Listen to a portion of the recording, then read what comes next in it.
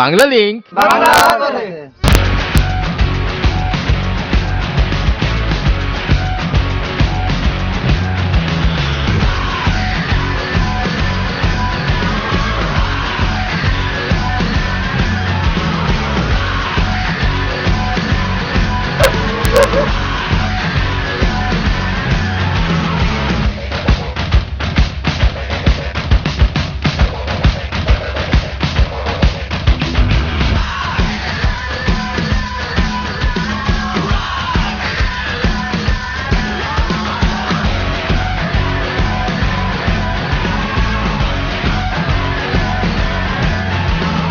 Bangla link বাংলার পথে।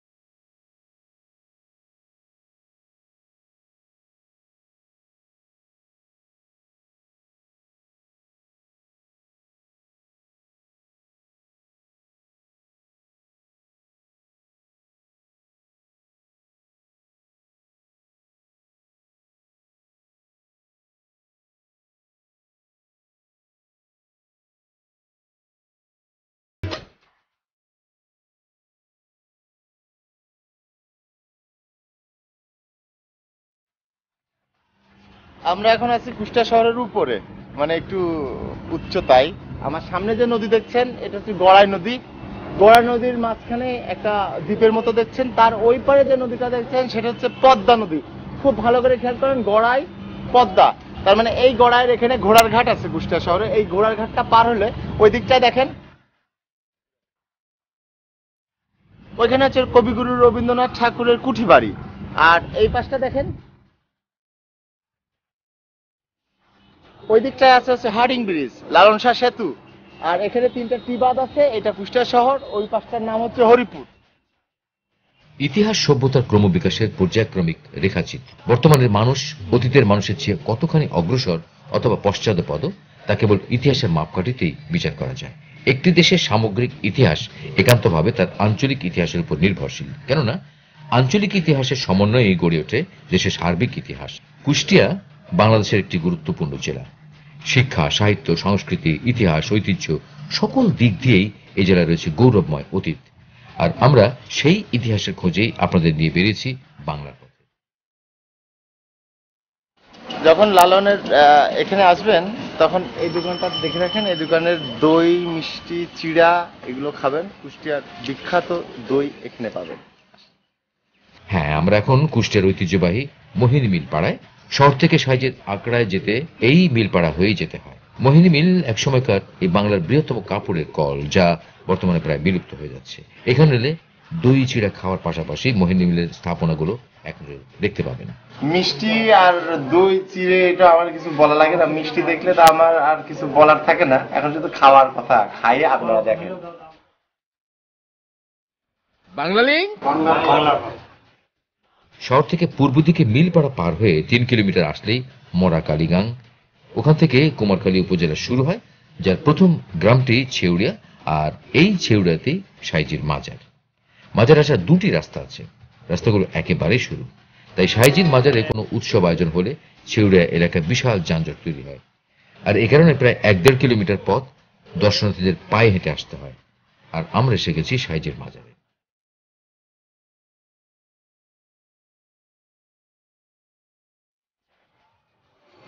আমার সামনে সোজা যেটা দেখছেন ওটা মাজার।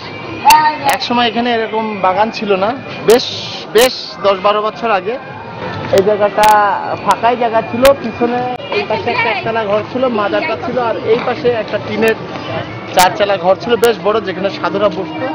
এখন এটার পিছনে অনেক কিছু হয়েছে। আসেন। তো বন্ধুরা, রেডি হয়ে নিন, আজ সাইজির মাজারের কোথায় কি আছে সব ঘুরে ঘুরে দেখাবো। এইখানটা একটা মঞ্চ ছিল, তাও এটা অনেক পরে বানানো। সে মঞ্চটা এখন নাই। এই জায়গাটা ফাঁকা মাঠ ছিল, এখন ফুলের বাগান বানানো হয়েছে। আর আসেন সামনে আর কি আছে দেখেন।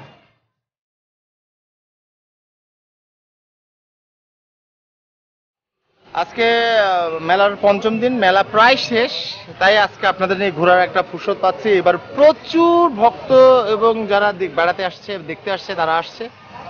আর এখানে দেখেন কবর, ভক্তদের কবর খুব কাছের, যারা মারা গেলে তাদের কবর এখানে দেওয়া হয়, ভিতরেও দেওয়া হয়। তো আসলে আপনারা এগুলো দেখতে পাবেন। আর এই দেখেন সাইজির মাজার।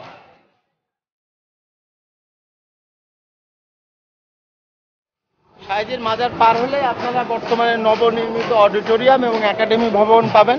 এখানে আগে অবশ্য একটা ছোট বিল্ডিং ছিল, এখন এটা 4 তলা হয়েছে। এখানে আছে লালন মিউজিয়াম। আসেন আপনাদেরকে লালন মিউজিয়াম।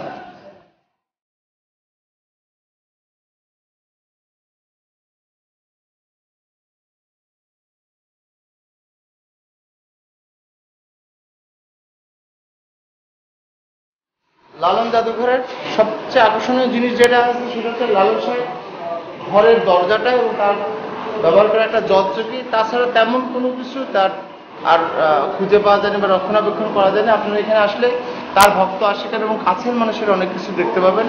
কিছু ছবি আছে, তো এগুলো আপনারা একটা একটা করে খুঁটে খুঁটে দেখেন। তো লালন মিউজিয়াম দেখতে দেখতে লিখে নিন। আমাদেরকে যোগাযোগের মাধ্যম SMS করুন 01911624736।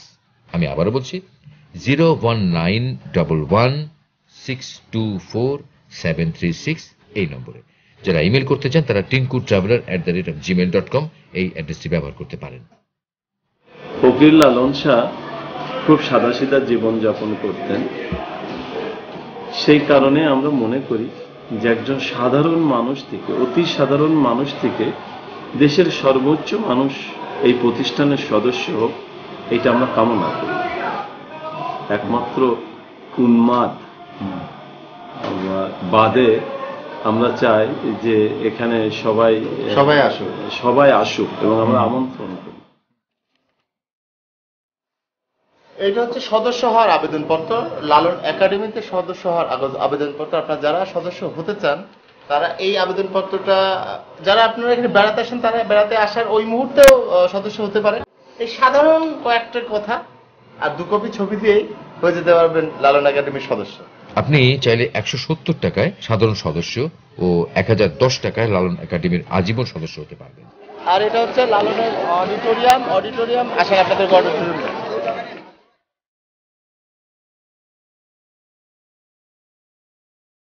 আপনাদেরকে নিয়ে আসছি লালন, এটা অডিটোরিয়াম।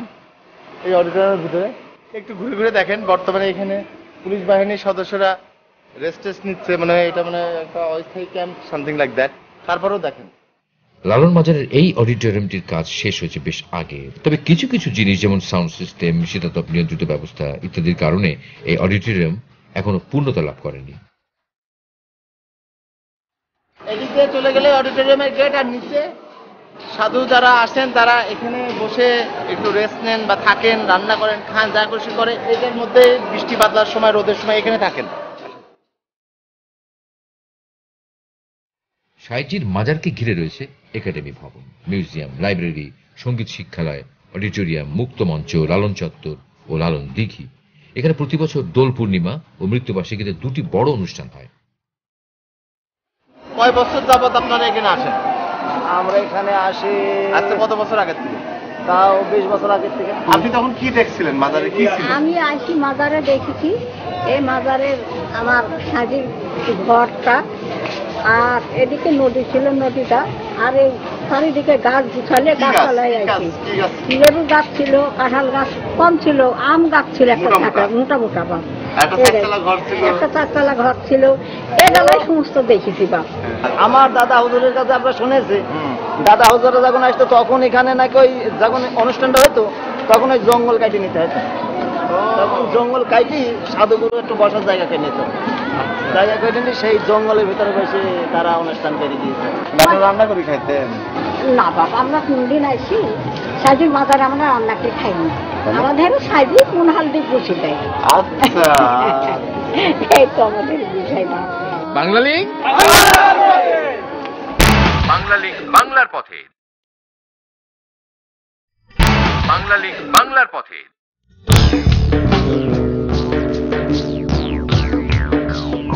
বিরতির পর আবারও স্বাগতম বাংলা লিঙ্ক বাংলা পথে।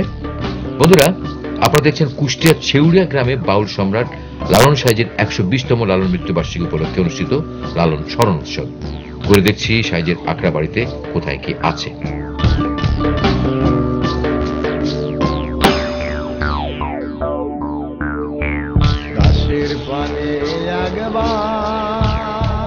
বন্ধুরা, এখানে শুয়ে আছেন চিরনিদ্রায় ফকির লালন শাহ। আসেন তার মাজারটা দেখায় আপনি। দয়াময় খামো খামোয়া পুরা। জনশ্রুতি আছে ছেউড়িয়া মৌজার লালন ভক্ত মলম শাহ কারিগর লালন ফকিরকে 16.5 বিঘা জমি দান করেন। এই দানকৃত জমির প্রায় অর্ধেকের উপর লালনের আখড়া করেছে। স্থানীয় কারিগর শ্রেণীর ভক্তবৃন্দ লালনের বসবাস ও সাধনার জন্য এই আখড়ার চারিদিকে বারান্দাওয়ালা একটা পূর্বদুয়ারি 4 চালা বড় খড়ের ঘর তৈরি করে দেন। লালন পরে এখন যেখানে তার সমাধি সেখানে একটি গোলাকৃতি বড় খড়ের ঘর তুলে বসবাস করতেন। এই ঘরেই তার ভোজন সাধন চলত। মৃত্যুর পর সেই ঘরেই তিনি সমাধিস্থ হন। সেই গোলঘরের উপরেই বর্তমান মাজারটি অবস্থিত।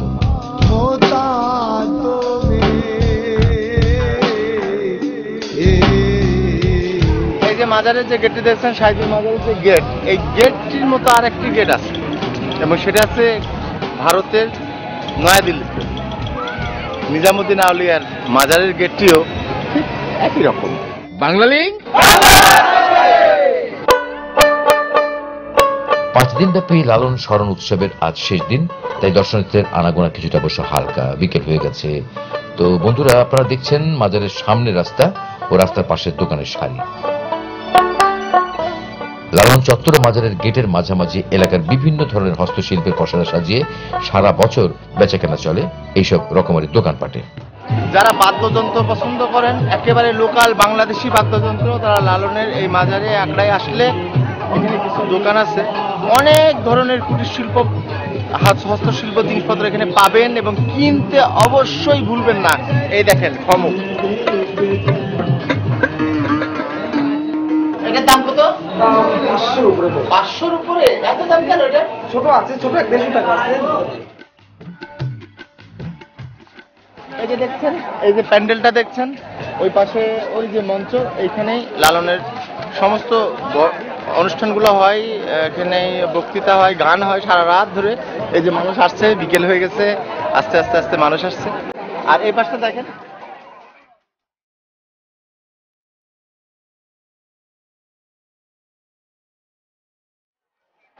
এই পাশটাতে 1 2 3 4 5 6 7 8 9 10 এরকম অনেকগুলো রোতে অনেকগুলো দোকান আছে। নানান রকম জিনিসপত্র এবং নানান রকম খাবার পাওয়া যাচ্ছে এখানে আসলে পরে। এটাই হচ্ছে সেই মেলাটা। মেলা আমাদের দেশের সর্বস্তরের মানুষের প্রাণে আনন্দের ধারা বয়ে আনে। আমাদের সামাজিকতায় আনন্দ উপভোগে ও বিনোদনের তেমন কোনো ধারাবাহিক সুযোগ সুবিধা নেই, তাই আমরা সবাই অপেক্ষা করি কখন একটা মেলা হবে, সবাই একসাথে সেখানে আনন্দ করবে। ভাই এই দেখেন, এটা হচ্ছে একটা মিষ্টি, মিষ্টির নাম হচ্ছে কদমা। আসল মিষ্টিটা হচ্ছে এই সাইজ, আর এটার সাইজ দেখেন। আরে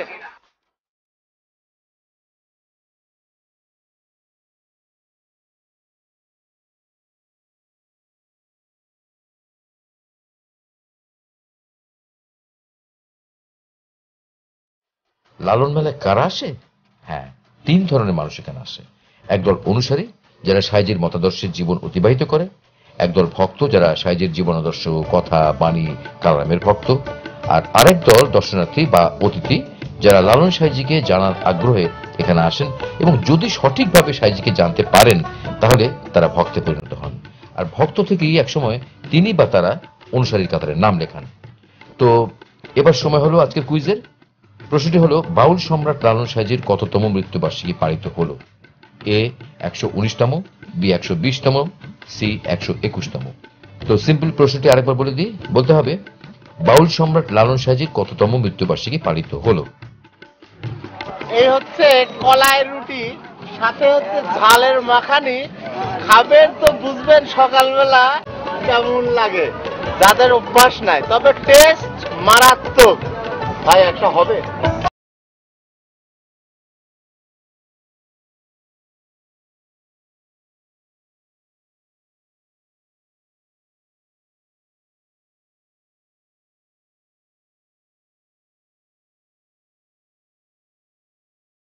টেস্ট তেমন জাল।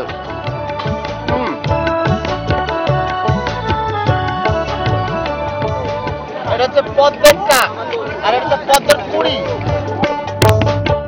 এই মঞ্চ আগেও দেখছেন, এখানেই মঞ্চটা হয়, এখানেই সামিয়ানাটা টাঙানো হয়, এখানে হাজার হাজার ভক্ত আসে, এখানে রাত যাপন করে 3 দিন 5 দিন যায় বলেন, এখানে তারা কাটায়, ভিতরেও কাটায় এখানেও কাটায়। আপনারা যখন এখানে আসবেন এখানে শুনতে পারবেন গান এবং বক্তৃতা। আপনারা যেটা দেখলেন এটা হচ্ছে লালনের এই উৎসবে 5 দিন যা হচ্ছে সেটা সম্পূর্ণটা সরাসরি কুষ্টিয়াবাসী দেখার সুযোগ পাচ্ছে ডিশ লাইনের মাধ্যমে। এরা এখানে 24 ঘন্টার একটা বুথ বসেছে, গত 3 বছর যাবত এটা চলছে। এবছর তারা 6টি জেলাতে একসাথে দেখানোর চেষ্টা করছে। আমরা চাই 24 ঘন্টা এই লালনকে দেখুক বাংলাদেশের মানুষ।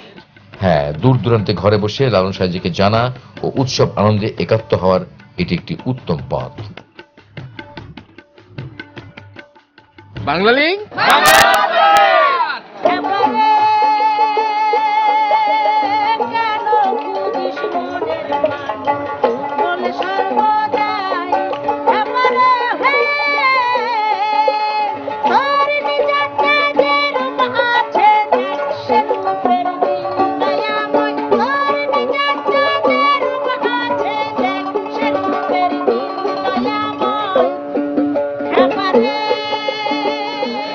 সেটটা দেখতেছেন এটা কিন্তু রান্নাঘর, আসলে এখানে রান্না করা হয়, অনেক বড় বড় ডেকচিতে রান্না করা হয়।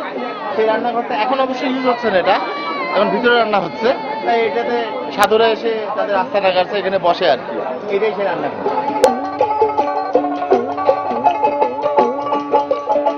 হাজার হাজার ভক্ত অনুসারী দর্শনার্থীদের জন্য রান্না করার 4টিখানি কথা না, কিন্তু সারা দিন রাত হেসেলে রান্না চলতেই থাকে এখানে। সাধু সেবার সময় হলে সবাইকেই ভোজে আমন্ত্রণ করা হয়, যে যার মতো বসে পড়ে সেবা নিতে। ভোজের একটা নিয়ম আছে, আগে পরে যে যখনই খাবার পাক না কেন খাওয়া শুরু করতে হয় একসাথে। রাতের এই ভোজকে বলা হয় অধিবস। সাইজির মাজারে ধনী গরিবের কিন্তু কোনো ভেদাভেদ নেই।